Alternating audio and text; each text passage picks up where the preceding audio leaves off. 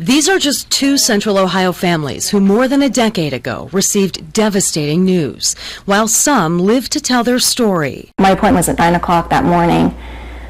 By 9 o'clock that night, I was sitting in the oncologist's living room being diagnosed with leukemia. Sadly, others did not. I think the thing I missed the most is the laughter. We first introduce you to the Kearns family. Samantha was born into the world 12 years ago. She was just 7 months old in this video with her dad. I'm be here, much longer. I hope so. Darren Kearns died 2 months later, leaving behind his wife and child, and parents who saw their child die too soon. He said, why me? I don't smoke or drink, and I'm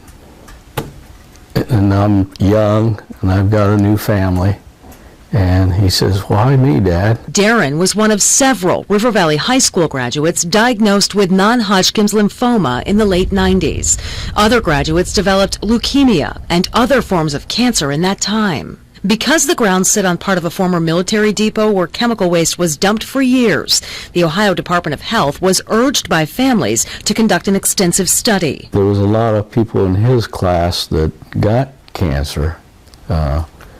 What from, I don't know, but it always makes you wonder if it was the stuff that was out there in the fields. Jamie Sager, also a River Valley graduate, was also diagnosed with cancer in the 90s. She's now in remission. I played in the outfield and my feet were always wet, but we just kind of chalked it up to bad drainage or whatever. Never really ever thought about it, but I'm not sure what I was walking through now. Do you feel as a River Valley student there was an imminent danger? Sure.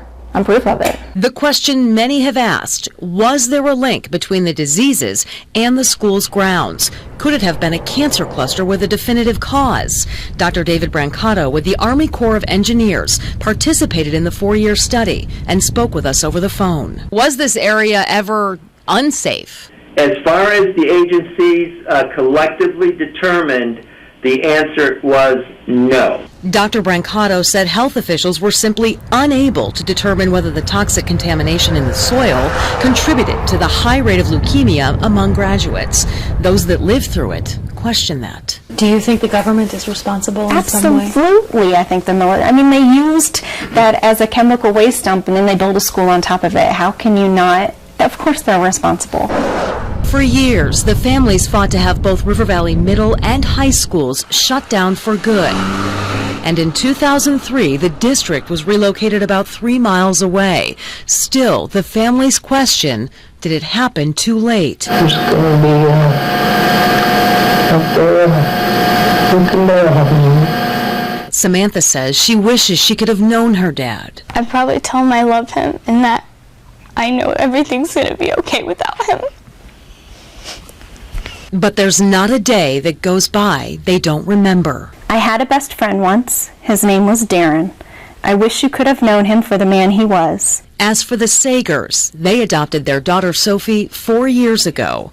Jamie has been in remission for years, but says every day she wonders why and what if. Because I'm sure in your heart there's still a fear. Every day.